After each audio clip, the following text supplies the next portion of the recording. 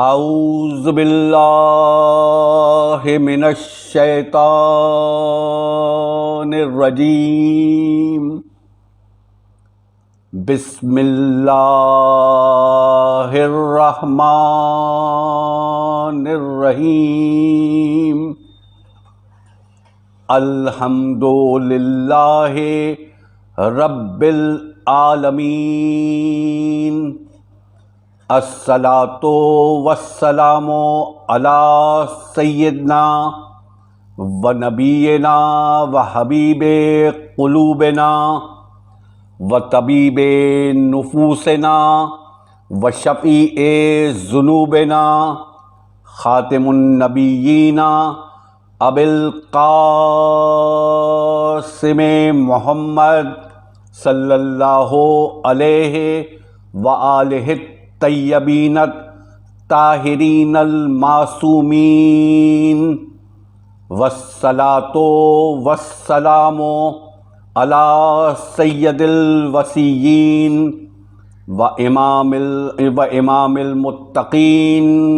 و امیر المؤمنین مولانا علی ابن ابی طالب علیہ السلام ولعن اللہ علی اعدائہم اجمعین۔ بسم اللہ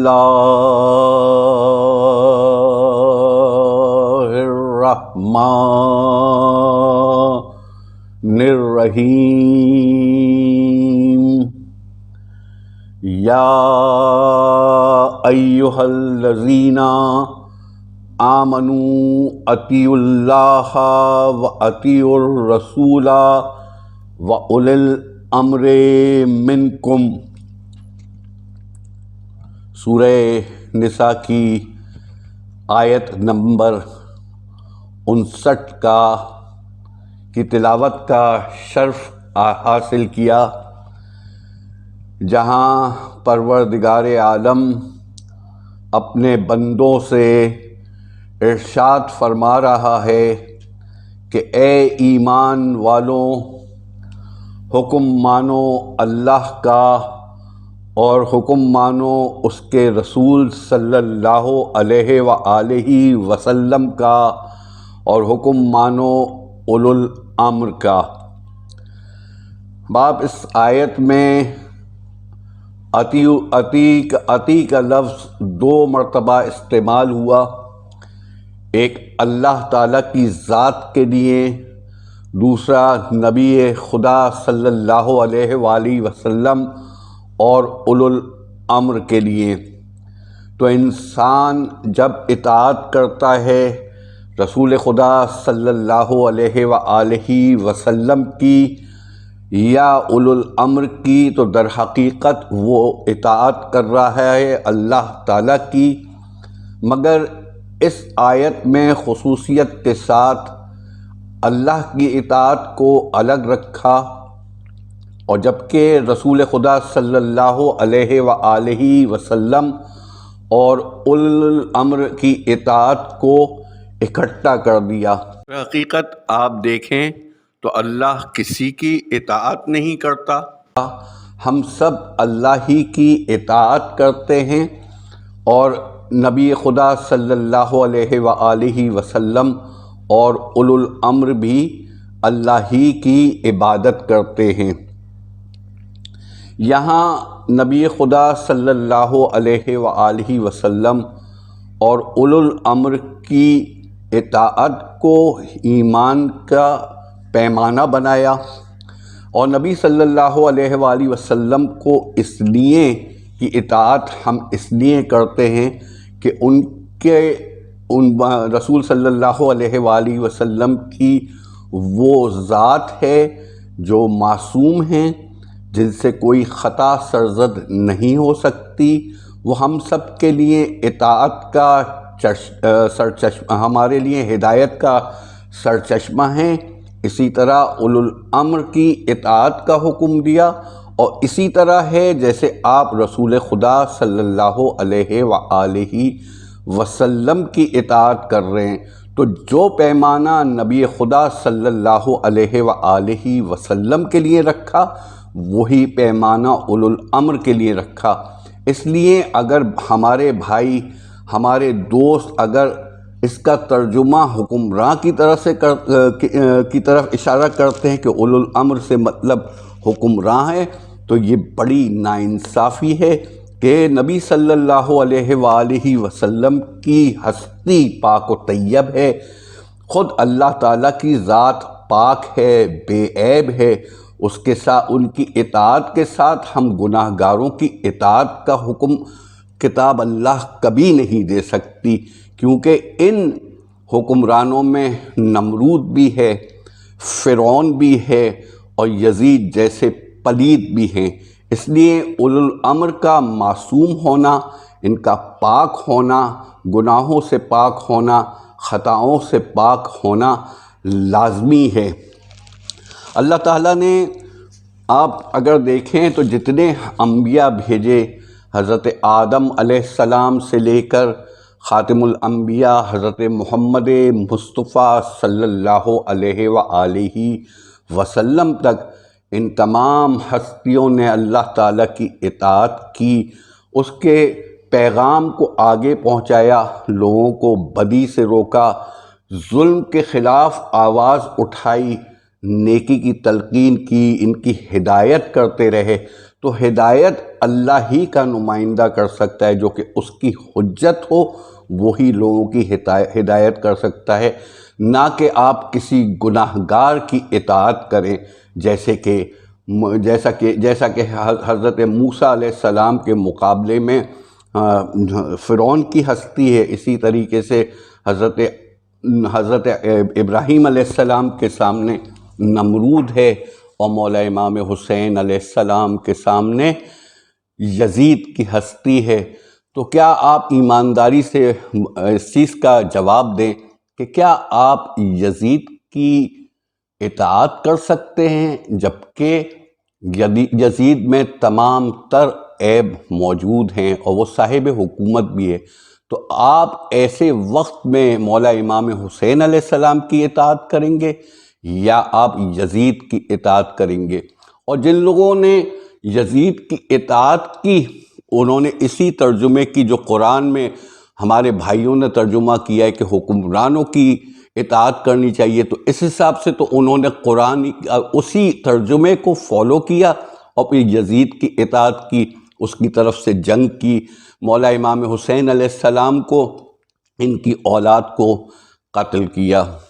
اللہ تعالیٰ نے حضرت آدم علیہ السلام سے لے کے نبی صلی اللہ علیہ وآلہ وسلم تک ہدایت کے لیے ایک ہادی کے بعد دوسرا ہادی بھیجا گیا، جو کہ انبیاء علیہ السلام کی شکل میں ہے، اور نبوت کا سلسلہ حضرت محمد مصطفیٰ صلی اللہ علیہ وآلہ وسلم پہ آ کر رک گیا، اور پھر نبی صلی اللہ علیہ وآلہ وسلم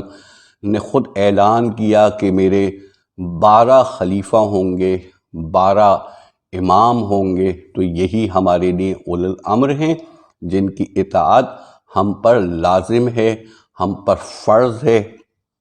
اپنے دور کے ہر امام کی اطاعت کرنا آپ پر فرض ہے، اور اس دور میں بھی اطاعت کے لیے ہمارے امام موجود ہیں، کیونکہ ہمارے ائمہ طاہرین علیہ السلام اگرچہ وہ مولا کائنات علی ابن ابی طالب علیہ السلام ہوں، امام جعفر صادق علیہ السلام ہوں، امام جعفر صادق علیہ السلام ہو، امام محمد باقر علیہ السلام ہو، یا امام علی رضا علیہ السلام ہو، یا کوئی بھی ہمارے ائمہ طاہرین علیہ السلام ہیں، ان کا ارشاد ہے کہ اللہ تعالیٰ نے زمین پر اپنی زمین کو حجت سے خالی نہیں رکھا۔ اس کا مطلب یہ ہے کہ حجت خدا کا ہونا لازمی ہے۔ اگر آپ قرآن میں سورہ قدر کی آیت نمبر 4 کو دیکھیں، جس میں وہ کہتا ہے کہ تنزل الملائکۃ والروح فیہا بإذن ربہم من کل امر، اور یہاں پر اللہ تعالیٰ ارشاد فرماتا ہے کہ یہ وہ رات ہے کہ اس رات میں فرشتے اور جبرائیل اپنے رب کے حکم سے اللہ تعالیٰ کے امر یعنی اس کے احکامات لے کر اترتے ہیں۔ تو اگر یہ آیت جو ہے اگر اس کو آپ دیکھیں تو اس میں کہہ رہے اترتے ہیں، وہ سلسلہ ختم نہیں ہوا۔ تو اگر یہ فرشتے زمین پر آتے ہیں اور اللہ تعالیٰ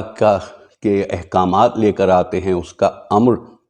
لے کر آتے ہیں، تو اس کے لیے ضروری ہے کہ کوئی صاحب امر ہو جس کے پاس فرشتے اتریں اور اللہ تعالیٰ کے احکامات لے کے جائیں۔ تو آپ کو اس بات پر یقین کرنا ہوگا اور آپ کو ایمان لانا ہوگا کہ اس وقت اولی الامر ہدایت کرنے والے یا اللہ کے ہادی یا حجت خدا مولا صاحب العصر والزمان اجل تعالیٰ ہیں، اور ہم پر ان کی اطاعت لازم ہے، اور ہمیں ان سے اپنی محبت کا اعلان کرنا ہے، ان سے سچی محبت کرنی ہے، ہمیں سچا ان کا محب بننا ہے۔ وہ ہم کس طریقے سے کر سکتے ہیں کہ ہم ان سے ایک عہد کریں کہ اے میرے مولا، اے میرے آقا، ہم آپ کے لیے حاضر ہیں۔ کیونکہ جس وقت آپ کو امام آواز دیں، حجت خدا آپ کو پکاریں، تو آپ کو اسی طرح لبیک کہنا ہے جیسے اللہ تعالیٰ کی ندا پر آپ کو لبیک کرنا ہے۔ اور یہ دعائے آہت وہی عہد ہے کہ ہم مولا صاحب الزمان سے عہد کرتے ہیں، ان سے وعدہ کرتے ہیں کہ ہم آپ کے ساتھ ہیں، آپ کے دشمنوں سے ہمارا کوئی تعلق نہیں، اور آپ کی آواز پر ہم حاضر ہیں۔ دعائے آہت کا اردو ترجمہ۔ خدا کے نام سے شروع کرتا ہوں جو بڑا مہربان نہایت رحم والا ہے۔ یا اللہ،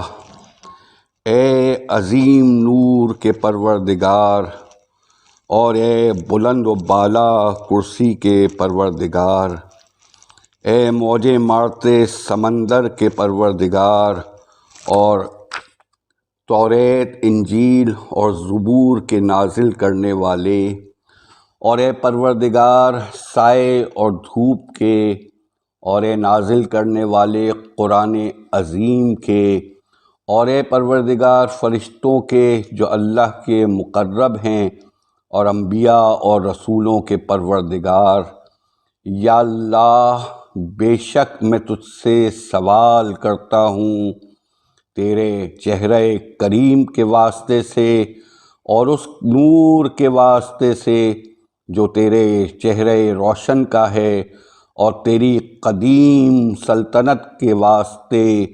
اے ہمیشہ زندہ رہنے والے، اے ہمیشہ قائم رہنے والے، میں تجھ سے سوال کرتا ہوں تیرے اس اسم کے واسطے سے کہ روشنی بخشی ہے تو نے، جس کے ذریعے سے آسمانوں اور زمینوں کو، اور تیرے اس نام کے واسطے سے جس سے اصلاح پائی ہے اولین و آخرین نے۔ اے مالک حیات، ہر صاحب حیات سے پہلے، اے مالک حیات رہنے والے بعد ہر زندہ کے، اور اے وہ زندہ جب کوئی زندہ نہ تھا، اے زندہ کرنے والے مردوں کے اور موت دینے والے زندوں کے، اے زندہ نہیں ہے کوئی خدا سوائے تیرے۔ یا اللہ، پہنچا دے ہمارے آقا امام کی خدمت میں جو ہادی ہیں، مہدی ہیں، جو قائم ہیں تیرے حکم سے، ان پر اور ان کے بزرگان پر بہت بہت درود ہو، اور جو کہ اور تمام مومنین مومنات کی جانب سے، خواہ وہ روئے زمین پر مشرق میں ہوں یا مغرب میں، میدانوں میں ہوں یا پہاڑوں میں، اور خشکی میں ہوں یا تری میں، اور میری جانب سے اور میرے والدین کی جانب سے اتنے درود۔ اللہم صلی علی محمد وآل محمد وعجل فرجہم جو وزن میں عرش خدا کے برابر ہوں اور مقدار میں کلمات الہی کے برابر ہوں، اور جس کا شمار صرف اسی کے علم میں ہو اور جس کا احاطہ اس کی کتاب ہی کے ذریعے ہو سکے۔ یا اللہ، میں تجدید کرتا ہوں ان کے لیے، یا اللہ میں تجدید کرتا ہوں ان کے لیے، یا اللہ میں تجدید کرتا ہوں ان کے لیے، آج کی صبح اور اپنی زندگی کے ہر دن اس عہد و پیمان اور بیعت کی جو میری گردن پر ہے، نہ میں اس سے پھروں گا نہ اسے کبھی توڑوں گا۔ یا اللہ تو مجھے قرار دے ان حضرات کے انصار و مددگاروں میں، اور ان کی حفاظت کرنے والوں میں، اور ان دوڑنے والوں میں، ان کی طرف ان حضرت کی ہر خواہش کو پورا کرنے والوں کے لیے، اور ان کے ہر حکم کی تعمیل کرنے والوں میں، اور ان کی حمایت کرنے والوں میں، اور ان کی طرف بڑھنے والوں میں، ان کے ارادوں کی طرف قدم بڑھانے والوں میں، اور ان کے سامنے شہادت نوش فرمانے والوں میں۔ یا اللہ اگر حائل ہو جائے میرے اور ان جناب علیہ السلام کے درمیان موت، جس کو تو نے قرار دیا ہے اپنے بندوں پر حتمی اور لازمی، تو مجھے اٹھا میری قبر سے، مجھے میری قبر سے اٹھا کہ میرا لباس کفن ہو، میری تلوار بے نیام ہو، اور میرا نیزہ بلند ہو، لبیک کہوں، بلانے والے کی آواز پر اٹھوں، صحراؤں میں اور شہروں میں۔ یا اللہ مجھے دکھا ان جناب کا پرنور جلوہ اور قابل تعریف جھلک، اور سرما لگا دے میری آنکھ میں ان کے نظارے کا، اور جلدی فرما ان کے ظہور میں، اور آسان فرما ان کے خروج کو، اور وسیع کر دے ان کی راہ کو، اور چلا مجھے ان کے راستے پر، اور نافذ فرما ان کی حکومت کو، اور مضبوط کر ان کی کمر کو، اور آباد فرما یا اللہ ان کے ذریعے سے اپنے شہروں کو، اور تا حیات تازہ دے ان کے ذریعے سے، اور اپنے بندوں کو، اس لیے کہ خود تو نے ہی فرمایا، اور تیرا قول سچ ہے، تیرا قول سچ ہے، تیرا قول حق ہے کہ فساد پھیلا ہوا ہے تمام خشکی اور تری میں، جو کمایا ہے اپنے ہاتھوں سے لوگوں نے، بس تو ظاہر فرما دے۔ یا اللہ ہمارے لیے اپنے ولی کو اور اپنے نبی صلی اللہ علیہ وآلہ وسلم کی دختر جناب فاطمہ زہرا سلام اللہ علیہ کے فرزند کو، جن کا نام بھی تیرے رسول کا نام ہے، تاکہ وہ جس چیز کو بھی دیکھیں باطل میں سے اس کو پاش کر دیں، اور حق کو ثابت کر دیں، اور اس کی تحقیق فرما دیں، اور ان کو قرار دے۔ اے اللہ فریاد رس اپنے مظلوم بندوں کا، اور مددگار ان لوگوں کے لیے جن کا کوئی مددگار نہیں سوائے تیرے، اور انہیں مجدد بنا دے اپنی کتاب کے معطل شدہ احکامات کا، اور مستحکم کرنے والا بنا دے اپنے دین کی نشانیوں کا، اور ان سنتوں کا جو تیرے نبی صلی اللہ علیہ وآلہ وسلم کی ہیں۔ درود ہو اللہ کا حضرت صلی اللہ علیہ وآلہ وسلم اور ان کی پاک آل علیہ السلام پر۔